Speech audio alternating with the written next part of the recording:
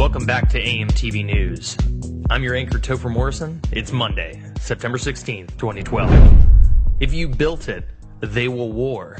And this war has been building for years.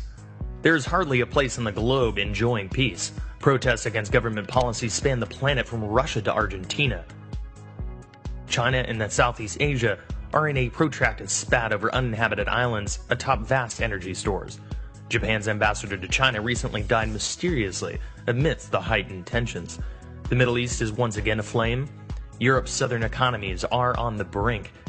It is 2012, and we're here, on the verge of wars of every stripe. Meet the press, Netanyahu meddling in U.S. elections. Netanyahu, during a heated election season, has been doing a little barnstorming himself, just not in Israel.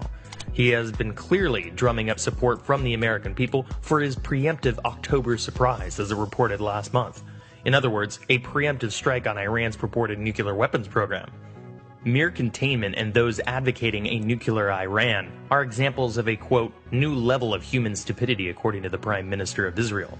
In the following clip, David Gregory on Meet the Press aptly illustrates the conflict of interest our foreign aid to Israel has created. Prime Minister, one more question on the American election.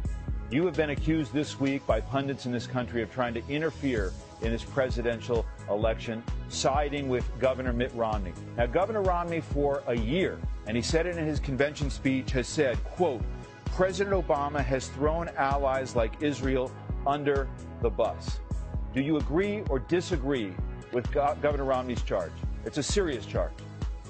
Well, you're trying to get me into the American election, and I'm not going to do that. The relationship between Israel and the United States is a bond of just a very powerful bond. It was, it is, and will be, and it will continue to be. And I can tell you, there's no leader in the world who's more appreciative than me of the strength of this alliance.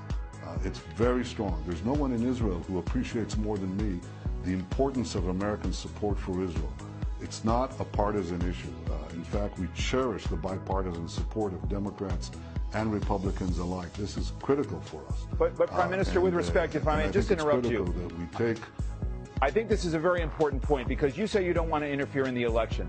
There are tens of millions of Americans who are watching that speech, who hear that rhetoric, who hear that charge, who may not understand the complexities of this issue. You are the leader of the Jewish people. You say this is not a partisan issue. You get billions of dollars from direct foreign investment from this country, hundreds of millions of dollars from Americans, Jews, and Christians alike from this country. It seems to me for you to remain silent on whether this administration has thrown Israel under the bus is tantamount to agreeing with the sentiment. So where do you come down on that specific charge against President Obama? No, there you go again, David. You're trying to draw me into something that is simply not the case, and it's not my position. My position is that we have strong cooperation. We continue to cooperate. We're the best of allies, and Israel is the one reliable ally of the United States. So President Obama has not thrown Israel under the bus until yesterday. So there's no bus, and we're not going to get into that discussion, except to say one thing: we have a strong alliance, and we're going to continue to have a strong alliance. I think the important question is, where does the only bus that is really important is the Iranian nuclear bus. That's the one that we have to derail, and that's my interest. That's my only interest. Next, attack on U.S. consulate in Libya pre-planned. There is no doubt in the mind of Mohammed Youssef, president of Libya, that the attacks on the U.S. consulate and Ambassador Christopher Stevens was pre-planned for months and by foreign elements. Whoever they were, 50 arrests have been made thus far. They enjoyed remarkable intelligence and poise as they attacked in two waves and managed to successfully assault an ostensibly secure and secret safe house. Webster Griffin Tarpley, economist and historian, suggests the nexus between the alleged director of the incendiary film which preempted the attacks, armed militias, and proximity to U.S. elections is a dark tapestry of deep state design. Next, Libyans deliver largest weapon cache to Syria yet. According to the Times UK, over 400 tons of cargo, which included SAM-7 surface-to-air anti-aircraft missiles and rocket-propelled grenades,